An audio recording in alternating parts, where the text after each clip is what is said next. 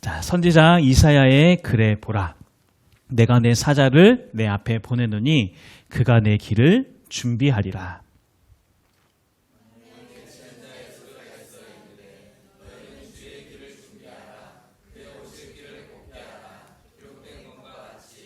세례요한이 광야에 이르러 죄사함을 받게 하는 회개의 세례를 전파하니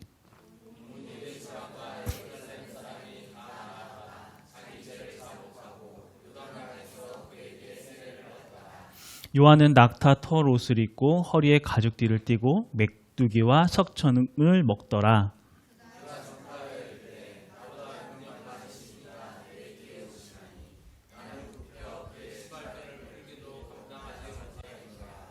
나는 너희에게 물로 세례를 베풀거니와 그는 너희에게 성령으로 세례를 베푸시리라.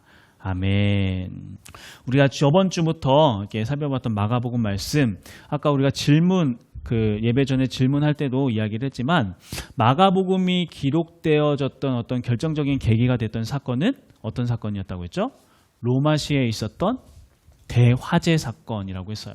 이 사건으로 인해서, 이 화재로 인해서 로마시가 총 14개의 행정구역으로 나눠졌었는데 그 중에 10개가 불타버릴 정도로 아주 어마어마한 화재였고, 그로 인하여서 사람들이 막 분노하기 시작을 하는 거예요. 도대체 불이 왜 난 거냐? 그러다가 그 분노가 어디를 향하기 시작했어요? 네로 황제를 향하기 시작했다고 했죠. 그랬더니 네로 황제가 이제 거기에 대한 두려움이 느껴져서 희생양을 이렇게 세우기로 했는데 그 희생양으로 세워진 사람이 누구였다? 그리스도인들이었다. 그리스도인들. 그러니까 그리스도인들은 당시 로마 사람들에게도 약간 좀 밉상이었거든요. 왜냐하면 이 로마 시대는 다신의 어떤 문화였어요. 그냥 이것도 신이고 저것도 신이고, 그리고 막 그리스의 문화를 그대로 막 받아들이고 답습했기 때문에 뭐 제우스니 뭐 아데미니 뭐니 모든 신들을 다 인정하고 그들을 섬기고 그들을 두려워하는 마음이 있는데, 요 그리스도인들은 뭐라고 이야기하냐면은 오직 하나님, 유일하신 하나님만 있다고 신이라고 이야기를 하는 거예요. 그렇기 때문에 로마 사람들이 봤을 때는 이 사람들이 이상한 도를 이야기한다라고 하면서 밉상처럼 여겼던 존재였는데, 그러니까 그게 너무나도 잘 맞아떨어졌던 거예요. 네로 황제가 그리스도인들이 그랬다라고 이야기하니까 그렇지, 쟤네들이 그럴 줄 알았어 하면서 이제 모든 사람들도 그리스도인들을 향한 반감이 일어나기 시작하고, 또 공식적으로 로마 정부의 어떠한 공식적으로 그리스도인들을 박해하기 시작했던 때가 바로 이 네로 황제 때부터 시작하게 되었다. 그래서 이 로마로부터 받게 되는 그리스도인들이 받게 되는 이 박해는 정말 어마어마했어요. 저번 주에도 몇 가지 이야기를 했었죠. 그 사람에게 짐승 가죽을 이렇게 뒤집어 씌우는 거예요. 그리고 나서 로마의 그 투견이 굉장히 유명했거든요. 투견이라고 하는 거는 개싸움하면서 거기서 막 서로 막 돈 걸고 도박하면서 막 그런, 그러니까 투견에 어떤 사용되는 개들은 막 일반 맹수들만큼이나 굉장히 싸납고 무시무시한 그런 개들이었는데, 사람에게 그런 짐승의 가죽을 입혀놓고 그리고 그 맹견을 풀어버리는 거예요. 그러면은 그 개가 막 달려들어서 그 사람의 목덜미부터 물면서 그렇게 그냥 죽어가는 그런 모습들. 그런데 그리스도인데, 그 사람 로마 사람들은 그런 것들을 쇼로 여겼는데 거기에 대한 희생양으로서 그리스도인을 삼기 시작하고, 심지어 어떤 사진이 아니고 그 화가가 그린 그림을 보면은 사람을, 여자를 그 발가벗긴 채 황소 뿔에다가 묶어놔요. 황소를 자극시켜가지고 들이받게 만드는 거예요. 어디든지. 그러면은 척추니 뭐니 이런 것들이 다 부러져 버려서 그냥 그 자리에서 죽게 되기도 하고, 뭐 십자가형 이런 것들은 뭐 너무나도 많이 일어나고, 또 그런 얘기도 했었죠. 횃불로 사용하기도 했다고. 사람에게 송진을 발라서 밤에 불 붙여가지고 횃불로 사용하기도 하고. 그 비명 소리를 들으면서 로마 사람들은 그것을 그냥 즐기면서 막 그냥 제정신이 아니었던 것 같아요. 어마어마한 박해가 그리스도인을 향해서 쏟아져 내렸었다. 자, 그런데 우리는 이렇게 당시 그리스도의 사람들이 박해를 받았다라는 이야기를 들었을 때 워낙 끔찍한 이야기다 보니까 지금 당장 눈살이 찌푸려지고 좀 심하다, 아우 얼마나 힘들었을까라는 생각을 들기는 하지만 어쩔 수 없이 제3자의 입장이다 보니까 안타깝네 라고 하면서 동시에 그래도 나는 아니니까 다행이다 라는 말과 또 동시에 또 시간이 그냥 한 5분 10분 정도만 지나면은 그냥 그랬었나 라고 하면서 그냥 별 의미 없이 그냥 듣고 흘러가는 그런 말일 거예요. 박해를 받았다라는 이 말 자체가. 하지만 정말 그 당시 그리스도인들과 그리스도인들 가정에게 있어서 당시 사람들에게 있어서 박해를 받았다라고 하는 이 말은 그들의 삶을 완전히 뒤집어 엎을 만한 그런 일이었어요. 그리고 우리가 그 당시 사람들이 느꼈을 박해받았다라고 하는 이 말의 어떠한 의미인지를 우리가 어느 정도 알고 있어야 마가복음에서 이야기하고 있는 이 말씀이 도대체 뭘 이야기하고 싶은 건지 하나님께서 왜 마가복음을 기록하게 하셨는지를 우리가 알 수가 있거든요. 그렇기 때문에 이 시간에 우리가 좀 상상력을 좀 발휘를 해서 그 당시에 있었을 만한 한 가정의 이야기를 그냥 가정해서 상상력을 동원해서 한번 제가 쭉 이야기를 좀 해볼게요. 그러니까 어느 한 가족이 있어요. 한 가족이 있는데 그 가족은 아버지와 어머니 그리고 어린 남매가 있는 그런 가족이라고 우리가 상상을 한번 해봅시다. 그 아버지는 여느 다른 아버지와 같이 가족들을 위해서 열심히 일하고 성실하게 일하고 뭔가 가족들의 든든한 버팀목이 되어주는 그러한 자상한 아버지이자 또 남편이었습니다. 아버지는 아침에 일어나면은 일찍이 일어나서 밥을 먹고 일터에 나가서 힘을 흘려 땀을 흘려 일하고 또 집에 와서는 가족들과 함께 시간을 보내면서 자녀들과 함께 장난도 치고 웃고 뒹굴고 그렇게 어디서나 볼 수 있는 그런 평범한 아버지, 자상한 아버지 그런 가정이 있었습니다. 근데 한 가지 다른 점이 있다고 하면은 일요일이 되면은 이 몇 명의 사람들이 서로의 집을 가까이 집을 돌아가면서 같이 함께 모이는 거예요. 몇 명의 사람들이 가정마다. 그래서 함께 모여서 낯선 노래를 부르고 또 누군가 선창을 하면은 똑같은 말을 따라하면서 하나님은 유일하신 하나님이십니다. 하나님은 유일하신 주이십니다. 라는 그런 고백을 서로 나누는 거예요. 그리고 황제가 아니라 예수님이 하나님의 아들이십니다. 라는 고백을 서로 나누고 그러한 모임을 함께 가진 정도? 다른 집하고 좀 다른 점이 있다고 하면은 그리고 그런 아버지를 통해서 이 자녀들도 하나님은 어떤 분인지 예수님은 어떤 분인지 예수님은 어떤 일을 하셨는지 이런 이야기를 조금씩 듣게 되고 기도한 방법을 배우고 믿음으로 산다는 것은 어떻게 사는 건지에 대해서 아버지부터 조금씩 전수를 받고 있는 그러한 가정이었어요. 그런데 어느 날 여느 때와 같이 이 아버지가 일을 하러 직장에 딱 나갔는데 밤이 돼도 돌아오질 않는 거예요. 그 당시에는 막 연락할 수 있는 그런 통신 매개체도 없던 상태니까 온 집안이 막 다 난리가 난 거예요. 그래서 어머니는 막 그 늦은 밤에 여기저기 돌아다니면서 혹시 우리 남편 못 봤냐고, 혹시 우리 애들 아빠 못 봤어요? 하면서 막 이야기를 하는데 누군가 한 가지 막 청청병력과 같은 이야기를 해주는 거예요. 아까 낮에 로마 군인들이 와서 당신 남편을 체포해 갔어요. 이런 얘기를 하는 거예요. 아니 아무리 생각해도 이 아버지는 다른 사람에 해끼칠 일도 없고 체포당할 일이 없는데 왜 체포된 걸까? 그런데 다음 날에 대해서 로마 군인이 그 가정 집으로 찾아온 겁니다. 그리고 온 가족을 끌고 가요. 어디로 끌고 가는가 하면은 수많은 사람들이 모이는 어떤 극장 같은데 뭔가 막 쇼가 벌어지는 그곳으로 막 끌고 가요. 그러더니 영문도 모르는 이 가족들을 그냥 영문도 모른 채 끌려온 가족들을 그 모든 극장의 제일 앞에 가장 앞줄에 앉혀놓는 거예요. 아니 도대체 무슨 일일까? 자녀들도 그렇고 그 어머니도 그렇고 무슨 일인가 막 허둥지둥하고 있는데 잠시 뒤에 몸에 어느 곳 하나 성한 곳이 없는 아버지가 아주 비참한 모습으로 거기다 짐승의 가죽을 뒤집어 쓴 채 끌려 나오는 거예요. 온 몸에는 여기저기 피가 흐르고 있고 얼마나 맞았는지 막 그렇게 비참한 모습으로 그렇게 듬직하고 든든한 아버지였는데 너무나도 비참한 몰골로 끌려 나와서 사람들은 그런 아버지를 보면서 막 손가락질하면서 막 소리 지르면서 막 그렇게 비우는 거예요. 그 소리를 들으면서 그 아버지는 막 두려움에 떨고 있고, 그리고 또 다른 한쪽에는 뭐가 나오냐면은 막 성난 사냥개들이 팽팽하게 당겨진 그 목줄을 목에 두른 채 으르렁거리면서 당장이라도 목줄이 팽하고 딱 떨어지면은 달려나갈 수 있게 막 으르렁거리고 있는 막 그런 모습이 딱 나오는 거예요.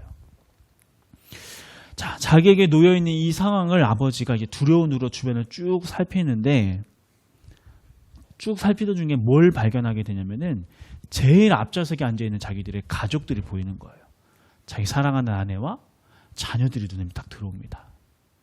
얼마나 마음이 무너졌을까요? 가족들에게 다가가고 싶지만 그럴 수도 없어요. 그리고 자기의 그런 비참한 모습을 숨길 수도 없는 거예요. 자, 그렇게 서 있는 이 아버지에게 어떤 사회자가, 화려한 옷을 입은 사회자가 와서 묻는 거예요. 야, 누가 신의 아들이냐? 네 입으로 이야기해봐라.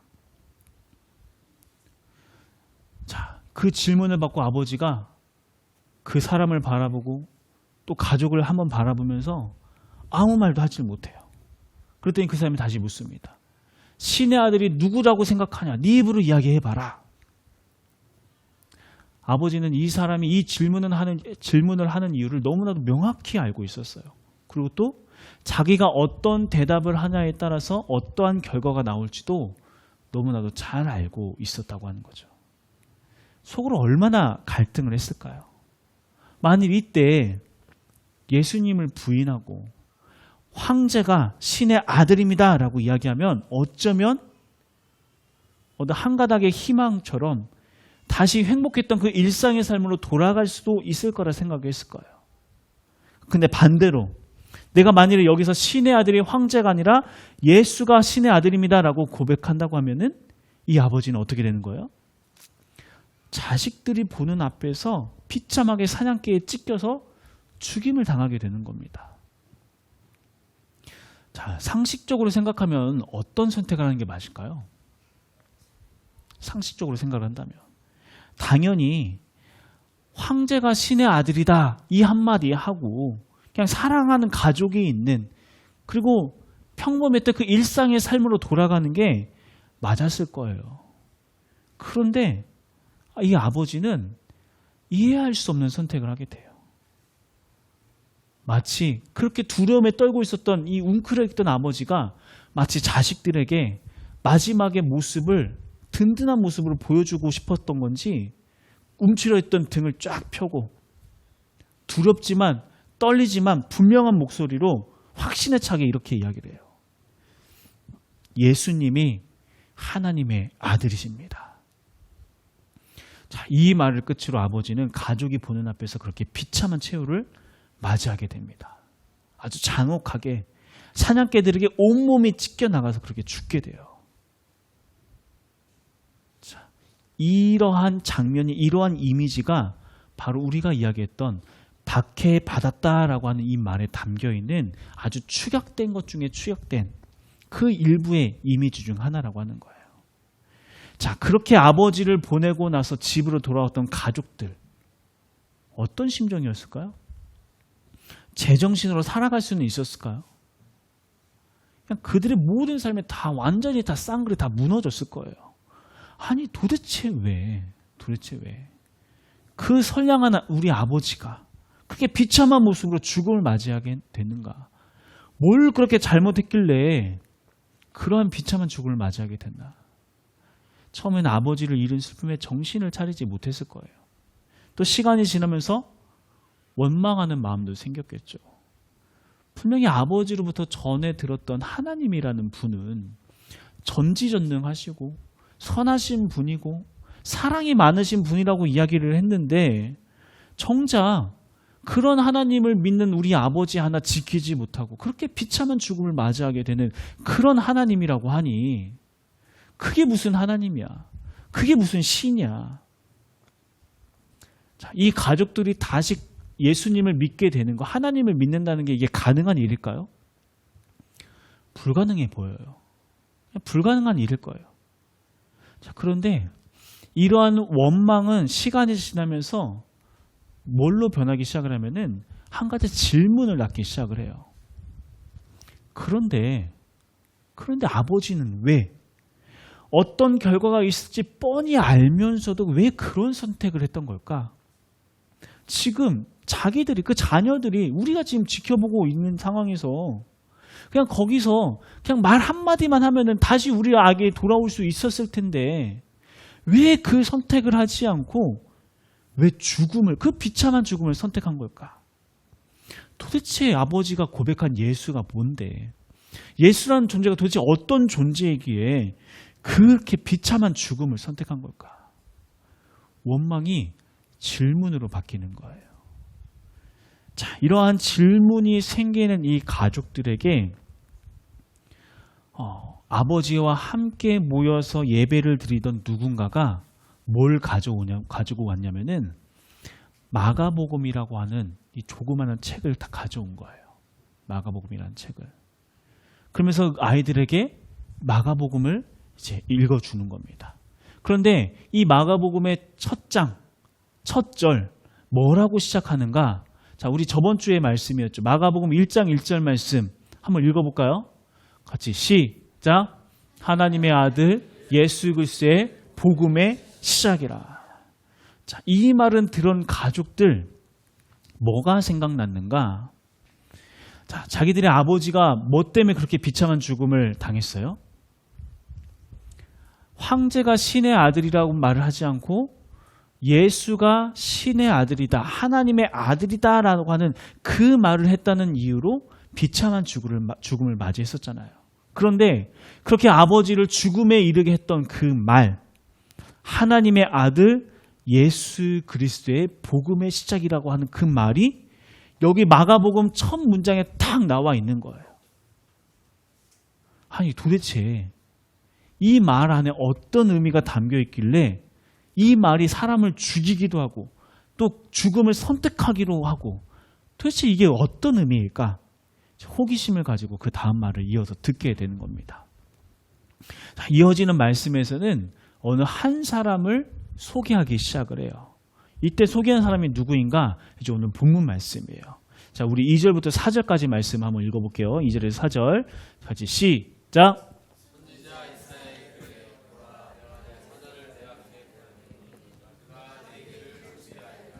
광야에 외치는 자의 소리가 있어 이르되 너희는 주의 길을 준비하라. 그의 오실 길을 곧게 하라. 기록된 것과 같이 세례 요한이 광야에 이르러 죄사함을 받게 하는 회개의 세례를 전파하니. 자, 4절 말씀 보니까 누굴 소개하고 있어요? 예, 세례 요한에 대해서 이야기하고 있어요. 제일 처음에는 예수다, 하나님의 아들 예수에 대한 이야기다 라고 이야기를 딱 선언을 딱 던진 다음에 그 다음에 세례 요한에 대한 이야기를 하기 시작을 합니다. 자, 도대체 세례 요한은 누구인가? 자, 세례 요한 좀 이야기를 막 설명을 듣다 보니까 이 사람은 태어날 때부터 자기 자신을 위한 삶이 아니라 어떠한 주인공이 등장하는데 그 주인공을 돋보이게 하기 위한 엑스트라로서의 삶을 부여받고 태어났다라는 이야기를 듣게 돼요. 그러니까 세례 요한은 어릴 때부터 자기 부모님들로부터 이런 자기의 사명을 태어난 이유를 듣게 되는 거예요. 너는 너 다음에 올 누군가 메시아를 돋보이게 하기 위해서 그분이 오실 길을 맞이하기 위하여 태어난 거야. 너에게 그 사명이 딱 주어졌어. 자, 어릴 때부터 이런 이야기를 들었을 때 이 세례 요한은 그 말을 그냥 고집고대로 잘 받아들였을까요? 세례 요한도 사람인 이상 그게 쉽진 않았을 거예요. 더군다나 세례 요한은 제사장 가문의 사람이었거든요. 제사장 가문이라는 것은 일종의 귀족이었어요. 그 당시에.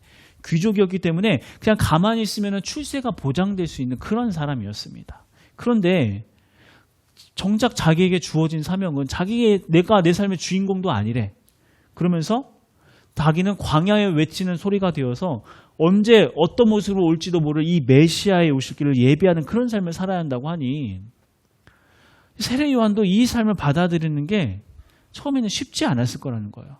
그래서 반항하기도 하고 거부하기도 하고 하나님을 원망했을지도 몰라요. 하지만 어떤 계기인지 정확히는 알 수는 없지만 세례 요한은 자기에게 주어진 그 운명, 그러니까 정확한 의미로는 사명을 딱 받아들이고 광야에 외치는 소리로 살아갈 것을 선택하게 됩니다.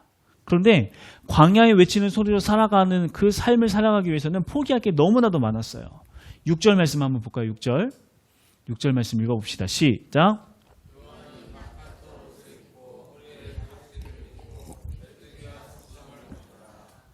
자, 여기서 말하는 낙타옷, 가죽띠, 메뚜기, 석청, 이것은 정말 최소한의 것들, 아주 거친 옷과 거친 음식을 먹으면서 그렇게 살았다는 것을 의미해요.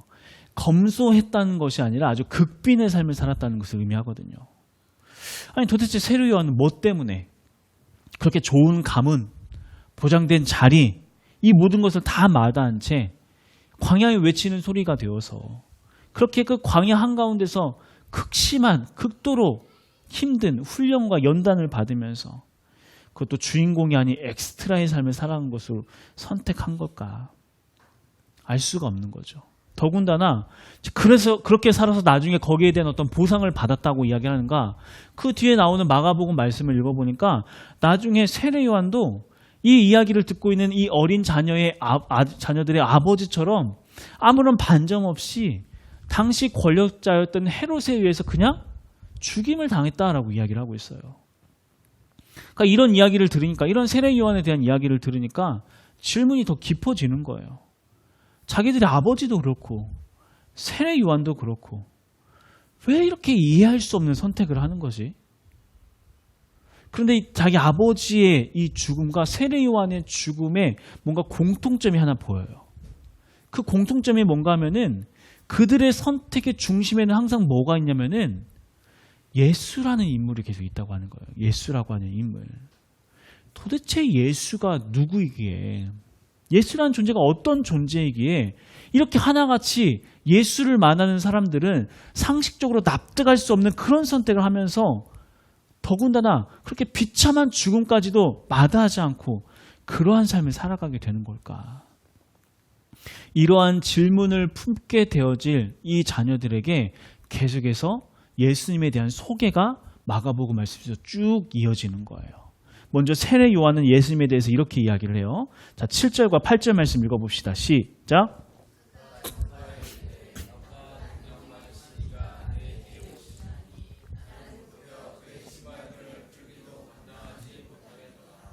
나는 너희에게 물로 세례를 베풀었거니와 그는 너희에게 성령으로 세례를 베푸시리라. 아멘.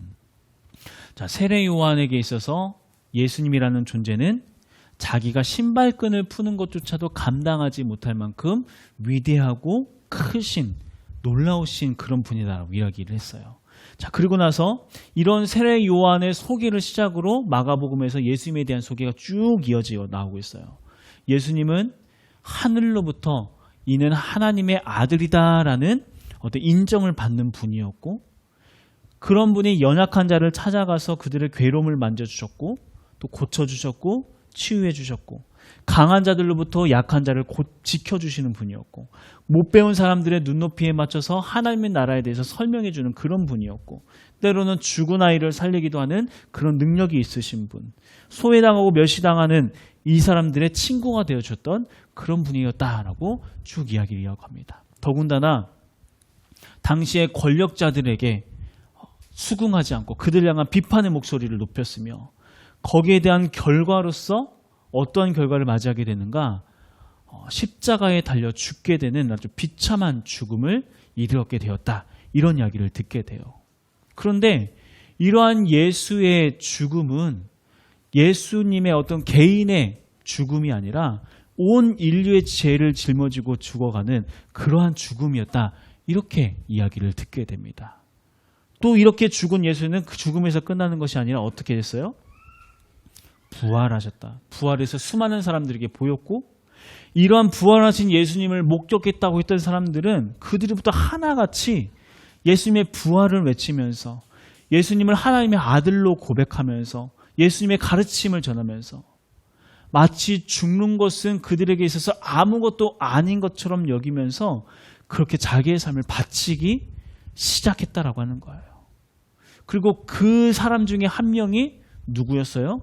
이 자녀들에게는 자기의 아버지였다고 하는 거예요. 자기의 아버지였다고 하는 거예요. 그러니까 이게 마가복음을 통해서 들었던 예수님에 대한 이야기예요. 자, 이런 이야기를 들었을 때 이 자녀들 어떤 마음이 들었을까요? 처음에는 어떠한 감흥도 없었을지도 몰라요. 예수의 이야기를 이렇게 들었다고 해서 바로 한순간에 변화되는 게 아니잖아요. 그런데 그 중에 어떤 이들은 이러한 예수를 듣고 나서 뭔가 마음이 요동치기 시작을 하는 거예요. 들려졌던 그 말이 이상하게 믿어지기 시작하는 거예요. 예수님이 하나님의 아들이시며 그분이 나를 위하여 죽으셨다. 논리적으로는 설명할 수가 없어요. 납득이 안 돼요. 그런데 이상하게 이게 믿어져요. 왜 믿어지는가? 이게 바로 세례 요한이 이야기했던 성령 세례가 그들에게 임하기 시작했다는 거는 거죠. 그들에게 그러한 성령 세례가 임하기 시작을 하고 그렇게 살아계신 예수 그리스도를 만나게 되니까 그렇게 예수에 관한 이야기를 들었던 이들, 자기의 아버지의 죽음을 이해하기 시작을 합니다. 아, 예수님 때문에 그런 선택을 했던 거구나. 나 같은 죄인을 위하여 십자가 지신 그 예수님을 위하여서 기꺼이 그런 선택을 했던 거구나. 그러면서 이전에는 그저 아버지가 원망스럽고 의아하고 궁금하기만 했는데 이제는 아버지가 이해돼요. 아버지가 정말 위대한 걸음을 걸었던 거구나. 그러면서 또 한 가지 소망을 품게 됩니다. 나 또한 그 길을 걸어가야겠다. 나 또한 나를 위하여 죽으신 십자가 지신 예수 그리스도를 위한 삶을 살아가야겠다. 자, 이렇게 예수에 관한 이야기를 듣고 말씀을 듣던 중에 성령의 역사하심을 경험했던 이들, 그래서 살아계신 예수 그리스도가 나와 함께하고 계신다는 그 이야기를 믿음으로 고백하면서 그 일을 위하여 자기의 삶을 바쳤던 이런 믿음의 선배들, 그러한 사람들이 고난과 역경의 길을 걷기 시작을 하고 그러한 사람들의 걸음이 연결되어져서 바로 지금 우리에게까지 그 믿음이 이어져 내려오고 있다라고 하는 거예요. 아마 여기 계신 분들 중에 예수님을 믿어서 부자 되어서 예수님을 믿었더니 아팠던 몸이 다 나아서 예수님을 믿었더니 우리 자녀들이 다 잘 돼서 그래서 내가 예수님 믿고 그래서 내가 이 자리에서 예배드리고 있습니다. 이렇게 이야기하실 분들은 여기에 아무도 없을 거예요. 여러분들 예수님 믿어서 만사형통하게 돼서 다 이 자리에서 예배드리고 계시는 분 혹시 계신가요? 그러면 한 분도 없죠. 한 분 한 분이 모든 고난과 역경을 통과하면서 아니 저 정도 되면 예수 믿는 거 포기해야 하는 거 아니야? 저 정도 힘들고 어려운 일 있으면 예수 믿는 거 이제 그만두고 하나님 믿는 거 그만둬야 하는 거 아니야? 라는 질문이 던져질 만한 그런 수많은 역경과 어려움을 통과하면서 그럼에도 불구하고 하나님을 향한 믿음을 포기하지 않고 지금 이 자리에 앉아 계신다고 하는 거예요. 자, 여러분들에게 한번 물어볼게요. 여러분들은 왜 예수님을 향한 믿음을 포기하지 않고 계시나요? 왜 포기하지 않고 계세요? 예수 믿으니까 복 받아서 그러세요? 제가 봤을 때 우리 성도님들 예수 믿고 복 받아서 정말 막 엄청 부자 되고 엄청 막 형통하고 이러신 분들 많이 안 보여요. 하나같이 다 눈물 없이는 들을 수 없는 사연들 다 가지고 그 사연들은 꽁꽁 이민 채 그럼에도 불구하고 다 이 자리에 앉아서 예수님 그래도 믿겠다고 다 하고 계신다고요. 왜? 도대체 왜 예수님 믿으시는 거예요? 앞으로 더 좋아질 것 같아서? 앞으로 뭔가 더 큰 복 주실 것 같아서? 설명할 방법이 없어요. 이유는 단 한 가지. 믿어지니까. 그 예수님이 나를 위하여 죽으셨다는 이 사실이 그냥 믿어지니까. 그리고 그 사실이 내 마음에 정말 충만하게 되기 시작을 하면은 그렇게 사는 게 마땅하게 얼마든지 그렇게 사는 게 가능해지니까. 다른 사람을 위하여서 때로는 나누고 희생하고 봉사하고 낮아지고 용서하고 예수님이 나를 위해 죽으셨다는 그 사실이 믿어지니까 다른 이유가 없다고 하는 거예요. 그러한 믿음 때문에 그 역경 속에서도 흔들리지 않고 걸어가는 우리들의 발걸음, 지금 여러분들이 걸어왔던 그 발걸음을 통해서 또 다른 누군가는 그 발걸음을 지켜보면서 질문을 던지고 있다고 하는 거예요. 도대체 저 사람은 왜? 예수를 믿는다고 해서 뭔가 더 형통하게 된 것도 아니고 뭔가 더 잘 되는 것도 아닌데 나랑 똑같이 힘든 일 당하고 똑같은 어려움을 당하는데도 불구하고 왜 예수를 믿는 걸까? 누군가는 질문을 던지고 있다고 하는 거예요. 그 질문을 던지는 이들을 향하여서 우리가 할 수 있는 일은 뭐냐면은 그냥 묵묵히 그 주어진 고난의 길에서 흔들림 없이 그 길을 걸어가는 거예요. 아프고 쓰린데 그런데 믿어지니까 너무나도 힘들고 어려운데도 불구하고 그래도 나 같은 죄인을 위하여 예수님께서 십자가 달려 죽으셨다는 그 말이 내 마음에 생생하게 살아있으니까 흔들림 없이 그 길을 걸어가는 거. 그 길을 걸어가다 보면은 그 우리들의 발자국을 보면서 또 누군가는 따라오게 된다는 거예요. 아, 이래서 믿는 거구나. 이래서 이 길을 걸어갔던 거구나. 이해하고 받아들이고. 특히나 우리 자녀들에 대한 어떤 고민들 많으시잖아요. 자녀들에 대한 고민, 어떤 신앙에 대한 고민들. 우리가 다른 방법이 없더라고요. 그냥 묵묵히 걸어가는 거예요. 믿는 사람답게 신앙인으로서 예수님께서 걸어가셨던 그 길, 세례 요한이 걸어갔던 그 길, 내가 누군가를 바라보면서 저 사람은 왜 저런 삶을 살지? 왜 저런 발자국을 남기면서 걸어가는 거지? 궁금증을 갖게 했던 그 발걸음을 따라서 나 또한, 우리들 또한 그 발걸음을 묵묵히 걸어가는 거예요. 예수를 위하여 기꺼이 희생하는 삶을 살고 예수를 위하여 기꺼이 낮아지는 삶을 살아가고 어려움 중에서도 좌절하지 않고 다시 한번 예수를 붙들고 일어나고 그러한 발걸음을 바라보면서 누군가가 그 발걸음 위에 자기의 발을 올려놓기 시작을 하고 그렇게 발을 올려놓는 그 걸음들을 통하여서 또 다른 믿음의 역사들이 이루어지게 될 거라는 거.